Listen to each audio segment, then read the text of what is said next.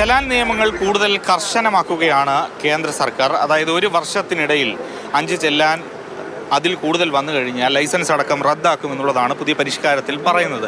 ഇനി ഈ പരിഷ്കാരം എത്രമാത്രം പ്രായോഗികമാണ്, അല്ലെങ്കിൽ സർക്കാരിൻ്റെ ഇതിലുള്ള നിലപാടെന്താണ്? ഈ പരിഷ്കാരത്തിൽ അപ്രായോഗികമായ ഒരുപാട് കാര്യങ്ങളുണ്ട്. നമ്മുടെ നാട്ടിൽ നടപ്പിലാക്കാനുള്ള നിലയിലേക്ക് റോഡുകളോ സൗകര്യങ്ങളോ മാറിയിട്ടില്ല. പക്ഷേ ഇത് ഇന്ത്യ ഗവൺമെൻറ് കൊണ്ടുവന്ന ഒരു ഉത്തരവാണ്. തൽക്കാലം കേരളത്തിൽ ഞങ്ങൾ ഇത് ആലോചിച്ചപ്പോൾ ഇത് നടപ്പിലാക്കാൻ ഇപ്പോൾ 5 തവണ ബ്ലാക്ക് ലിസ്റ്റ് ചെയ്താൽ പിന്നെ പോകുന്നുള്ളത് അതൊക്കെ മാറ്റാം, ഒരു 10 തവണയെങ്കിലും ആക്കാം. അത് ഇന്ത്യയിലെ നിയമം കൊണ്ടുവന്നിരിക്കുന്നതാണ്, ഫൈനും കാര്യങ്ങളൊക്കെ. അതിൽ ചില മാറ്റങ്ങൾ വരുത്താൻ നമുക്ക് അധികാരമുണ്ടെന്നാണ് എനിക്ക് മനസ്സിലാക്കാൻ കഴിഞ്ഞത്. ട്രാൻസ്പോർട്ട് കമ്മീഷനോട് വിശദമായി പഠിച്ച് തരാൻ പറഞ്ഞിട്ടുണ്ട്. ഞാനുമായിട്ടൊരു ഡിസ്കഷൻ വയ്ക്കും, നാളെ കാണാൻ നമ്മളൊന്ന് ഡിസ്കസ് ചെയ്യും.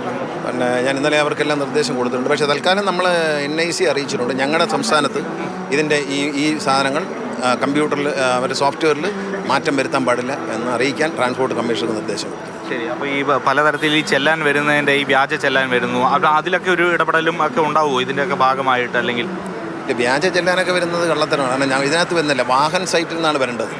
നമ്മളെ ഈ ക്യാമറ അടിക്കുന്ന ചെല്ലാനെല്ലാം ഡൽഹിയിൽ പോയിട്ട് അവിടെ നിന്നാണ് വരുന്നത്, ഇവിടുന്ന് ചെല്ലാൻ അടിക്കുന്നില്ല. അപ്പോൾ ചെല്ലാൻ്റെ കാര്യത്തിൽ ഒരു സെറ്റിൽമെൻറ്റ്, ഇതൊരു വന്ന ചെല്ലാനിൽ ഒരു 50% ഡിസ്കൗണ്ട് കൊടുത്തൊരു സെറ്റിൽമെൻറ്റിന് വേണ്ടിയിട്ട് ഞാൻ ധനകാര്യമന്ത്രിക്ക് ഒരു പ്രപ്പോസൽ കൊടുത്തിട്ടുണ്ട്. അതൊന്നും അങ്ങനെ ചാടിക്കറിയൊന്നും നടപ്പിലാക്കില്ല, പേടിക്കേ വേണ്ട. അത് ഒരു കാരണവശാലും ഈ ഒരു മാറ്റം കേരളത്തിലേക്കുള്ള സോഫ്റ്റ്വെയറിൽ വരുത്താൻ പാടില്ല എന്ന് അറിയിച്ചിട്ടുണ്ട്. പലതരത്തിലുള്ള പ്രായോഗിക ബുദ്ധിമുട്ടുകൾ ഈ ചെല്ലാൻ പരിഷ്കരണവുമായി ബന്ധപ്പെട്ടുണ്ട്. തൽക്കാലം ഏതായാലും അത് നടപ്പാക്കില്ല എന്നുള്ളത് തന്നെയാണ് മന്ത്രി KP ഗണേഷ് കുമാർ വ്യക്തമാക്കുന്നത്. MR അനൂപിനൊപ്പം AK Stephin, Mathrubhumi news, Thiruvananthapuram.